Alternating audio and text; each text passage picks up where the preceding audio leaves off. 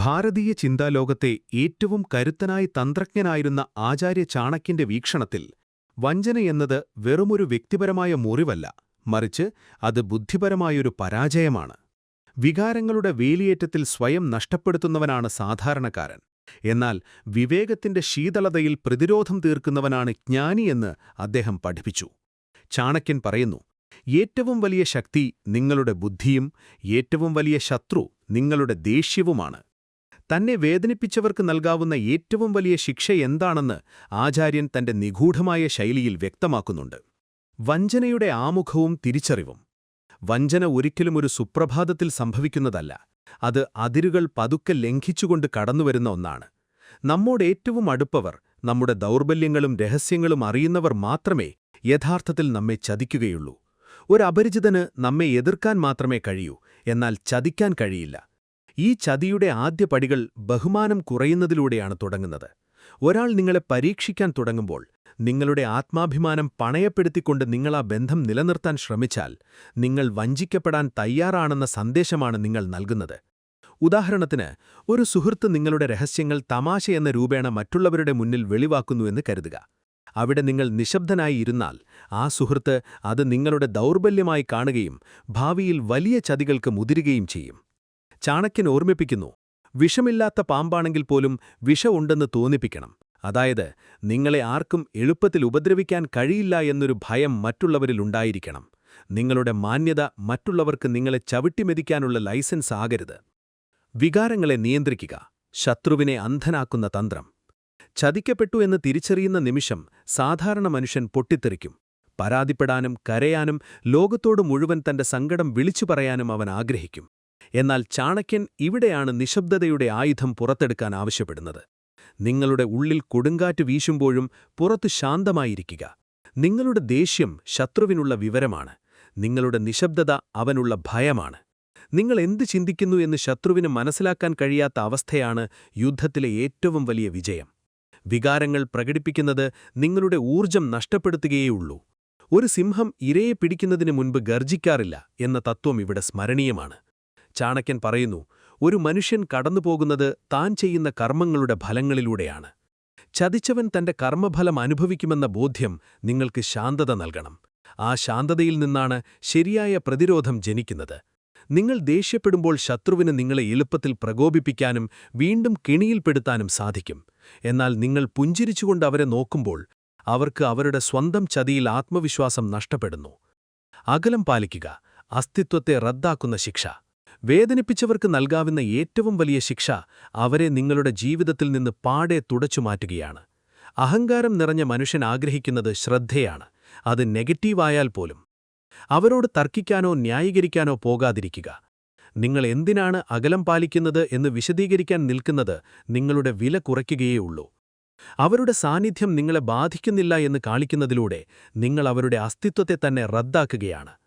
അവഗണിക്കപ്പെടുന്നതിനേക്കാൾ വലിയൊരു വേദന മറ്റൊരു മനുഷ്യനില്ല. ജീവിതത്തിൽ നിന്നുള്ള ഉദാഹരണം നോക്കുക.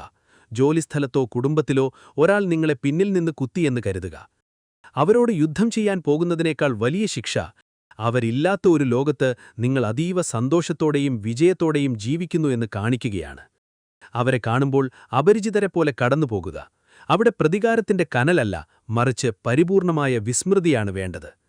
സിംഹം വിശന്നിരുന്നാലും പുല്ല് തിന്നില്ല എന്നതുപോലെ നിങ്ങളുടെ അന്തസ് എപ്പോഴും ഉയർത്തിപ്പിടിക്കുക. താഴെക്കിടയിലുള്ളവരോട് കലഹിക്കാൻ നിൽക്കുന്നത് നിങ്ങളെയും അവരോളം താഴ്ത്തും. സ്വയം മെച്ചപ്പെടുന്നതാണ് യഥാർത്ഥ പ്രതികാരം. ചതിച്ചവൻ ആഗ്രഹിക്കുന്നത് നിങ്ങൾ തകർന്നുപോകാനാണ്. നിങ്ങളുടെ വീഴ്ച കാണാൻ കാത്തിരിക്കുന്ന ശത്രുവിനുള്ള ഏറ്റവും വലിയ പ്രഹാരം നിങ്ങളുടെ വളർച്ചയാണ്. നിങ്ങൾ കൂടുതൽ ശക്തനാകുകയും അറിവിലും പദവിയിലും ഉയരുകയും ചെയ്യുമ്പോൾ പഴയ ശത്രു നിങ്ങൾക്ക് വെറുമൊരു അപ്രസക്തമായ ഓർമ്മ മാത്രമായി മാറും. വിദ്യയാണ് ഏറ്റവും വലിയ ധനമെന്ന് ചാണക്യൻ പറഞ്ഞിട്ടുണ്ട്.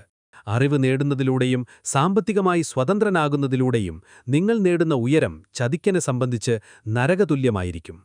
ഒരു കാലത്ത് നിങ്ങളെ നിസ്സാരമാക്കി ഉപേക്ഷിച്ചു പോയവർ നിങ്ങൾ വിജയിച്ചു നിൽക്കുമ്പോൾ നിങ്ങളെ വണങ്ങാൻ വരും. അന്നവരോട് പക കാണിക്കാതിരിക്കുക എന്നതാണ് ഏറ്റവും വലിയ വിജയം. നിങ്ങളുടെ ഉയർച്ചയിൽ അവരനുഭവിക്കുന്ന അസൂയയാണ് നിങ്ങൾ അവർക്ക് നൽകുന്ന ഏറ്റവും വലിയ ശിക്ഷ. നീതിയും ധർമ്മവും. പ്രതികാരവും നീതിയും തമ്മിലുള്ള വ്യത്യാസം നാം തിരിച്ചറിയണം. പ്രതികാരം അഹങ്കാരത്തിൽ നിന്ന് ജനിക്കുന്നു, അത് നിങ്ങളുടെ കൈകളും അഴുക്കാക്കുന്നു. എന്നാൽ നീതി എന്നത് ബുദ്ധിപരമായ നീക്കമാണ്. തെറ്റ് ചെയ്തവൻ അതിന്റെ പ്രത്യാഘാതം അനുഭവിക്കത്തക്ക രീതിയിൽ സാഹചര്യങ്ങളെ ഒരുക്കുക. അതിനായി നേരിട്ടിറങ്ങിപ്പുറപ്പെടാതെ തന്നെ സത്യം പുറത്തുകൊണ്ടുവരിക എന്നതാണ് ചാണക്യതന്ത്രം. ചാണക്യൻ ഓർമ്മിപ്പിക്കുന്നു, ധർമ്മം നിലനിൽക്കുന്നത് സത്യത്തിലാണ്. സത്യത്തിന്റെ വഴിയിലൂടെ നടന്ന് ശത്രുവിനെ പരാജയപ്പെടുത്തുക. നിങ്ങൾ സ്വയം ഒരു മോശക്കാരനായി മാറാതെ തന്നെ ശത്രുവിനെ പാഠം പഠിപ്പിക്കുക. അന്തിമമായ തിരിച്ചറിവ്. ചാണക്യൻ ഒരു രാജാവിനെപ്പോലെ ചിന്തിക്കാൻ ആവശ്യപ്പെടുന്നു. എല്ലാവരോടും എല്ലാം പങ്കുവയ്ക്കാതിരിക്കുക. ഒരു രാജാവ് തന്റെ രഹസ്യങ്ങൾ തന്റെ മന്ത്രിമാരോട് പോലും പൂർണ്ണമായി വെളിപ്പെടുത്തില്ല. നിങ്ങളുടെ ദൗർബല്യങ്ങൾ ആർക്കും പണയപ്പെടുത്താതിരിക്കുക. ഒരിക്കൽ ചതിച്ചവനെ വീണ്ടും വിശ്വസിക്കുന്നത് നിങ്ങളുടെ ബുദ്ധിയുടെ പരാജയമാണ്. ചാണക്യൻ ഉപദേശിക്കുന്നു, ഒരു വ്യക്തിയെ അവന്റെ സ്വഭാവം നോക്കി വേണം വിശ്വസിക്കാൻ, അവന്റെ വാക്കുകൾ നോക്കിയല്ല. ക്ഷമിക്കാം, പക്ഷേ മറക്കരുത്. വഞ്ചനയിൽ നിന്ന് പഠിച്ച പാഠം നിങ്ങളുടെ ഭാവിയിലേക്കുള്ള കവചമാക്കി മാറ്റുക. വേദനയെ ബുദ്ധിയാക്കി പരിവർത്തനം ചെയ്യുന്നവനാണ് ചാണക്യന്റെ യഥാർത്ഥ അനുയായി. നിശബ്ദമായി പ്രവർത്തിക്കുക. നിങ്ങളുടെ വിജയം ലോകം മുഴങ്ങുന്ന ശബ്ദമായി മാറട്ടെ. ചതിക്കനെ തകർക്കാൻ അവനെ ഉപദ്രവിക്കേണ്ടതില്ല, മറിച്ച് അവനില്ലാതെ നിങ്ങൾ എത്രത്തോളം മികച്ചവനാണെന്ന് സ്വയം തെളിയിച്ചാൽ മതി.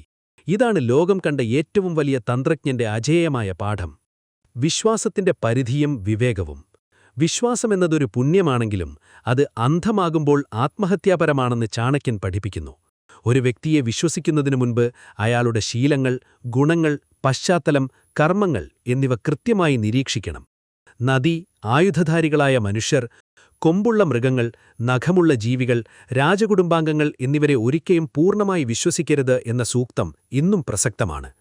വഞ്ചിക്കപ്പെട്ടവർ പലപ്പോഴും തങ്ങളുടെ അമിത നിഷ്കളങ്കതയെ ഓർത്താണ് ഖേദിക്കുന്നത്. എന്നാൽ യഥാർത്ഥ വിവേകി ഓരോ ചതിയെയും മനുഷ്യ സ്വഭാവത്തെക്കുറിച്ചുള്ള ഒരു പഠനമായി കാണുകയാണ്.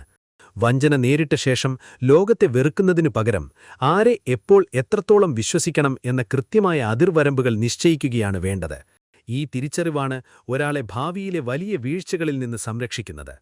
ക്ഷമയുടെ കരുത്തും സമയത്തിന്റെ നീതിയും. പ്രതികാരം ഉടനടി വേണമെന്ന ആഗ്രഹം പലപ്പോഴും മനുഷ്യനെ ബുദ്ധിശൂന്യമായ പ്രവൃത്തികളിലേക്ക് നയിക്കുന്നു. എന്നാൽ ചാണക്യന്റെ തന്ത്രത്തിൽ സമയം എന്നതൊരു പ്രധാന ഘടകമാണ്. ശത്രു ശക്തനായിരിക്കുമ്പോൾ നേരിട്ടേറ്റുമുടുന്നത് ആത്മഹത്യാപരമാണ്. അത്തരം സന്ദർഭങ്ങളിൽ ക്ഷമയോടെ കാത്തിരിക്കുകയും സ്വയം ശക്തി സംഭരിക്കുകയും ചെയ്യുക. കാലം എല്ലാ മുറിവുകളുമുണക്കും, കാലം എല്ലാ ശത്രുക്കളെയും തകർക്കും എന്നദ്ദേഹം വിശ്വസിച്ചിരുന്നു. നിങ്ങളുടെ നീതിക്കായി നിങ്ങൾ അലറേണ്ടതില്ല. പ്രപഞ്ചത്തിന്റെ കർമ്മനിയമങ്ങൾ കൃത്യമായി പ്രവർത്തിക്കുന്നുണ്ട്. ഇന്ന് നിങ്ങളെ ചതിച്ചു വിജയിച്ചു നിൽക്കുന്നവർ നാളെ അവരുടെ സ്വന്തം പ്രവൃത്തികളുടെ ഭാരത്താൽ നിലംപതിക്കും. ആ നിമിഷം വരെ നിങ്ങളുടെ ലക്ഷ്യങ്ങളിൽ നിന്ന് വ്യതിചലിക്കാതെ ശാന്തമായി മുന്നേറുന്നതാണ് യഥാർത്ഥ പൗരുഷം. വാക്കുകളുടെ മിതത്വവും രഹസ്യങ്ങളുടെ സംരക്ഷണവും. വാക്കുകൾ ചിതറിത്തറിക്കുന്ന ആയുധങ്ങളാണ്. അവ സൂക്ഷിച്ചുപയോഗിക്കാത്തവൻ സ്വന്തം കുഴി തോണ്ടുന്നു. ചതിക്കപ്പെട്ട ശേഷം തന്റെ വേദന എല്ലാവരോടും പറഞ്ഞു നടക്കുന്നത് ശത്രുവിന് നിങ്ങളെ വീണ്ടും പരിഹസിക്കാനുള്ള അവസരം നൽകുകയേ ഉള്ളൂ. ചാണക്യൻ ഉപദേശിക്കുന്നത് നിങ്ങളുടെ ഏറ്റവും വലിയ പ്ലാനുകളും വേദനകളും നിങ്ങളുടെ ഉള്ളിൽ തന്നെ സൂക്ഷിക്കുക എന്നാണ്. ഒരു വ്യക്തിക്ക് നിങ്ങളെ വേദനിപ്പിക്കാൻ കഴിഞ്ഞത് നിങ്ങളുടെ ഉള്ളിലെ രഹസ്യങ്ങൾ അവർക്കറിയാമായിരുന്നു എന്നതുകൊണ്ടാണ്. ഇനിമുതൽ നിങ്ങളുടെ മനസ്സ് ഒരു ഇരുമ്പ് കോട്ട പോലെയാക്കുക. ആർക്കും പ്രവേശിക്കാൻ കഴിയാത്തൊരിടം അവിടെ ഉണ്ടായിരിക്കണം. മിതമായി സംസാരിക്കുകയും അമിതമായി നിരീക്ഷിക്കുകയും ചെയ്യുന്ന ശീലം നിങ്ങളെ ചതികർക്ക് പിടികൊടുക്കാത്ത ഒരു നിഗൂഢ വ്യക്തിത്വമാക്കി മാറ്റും. ലക്ഷ്യബോധം നൽകുന്ന അതിജീവനം.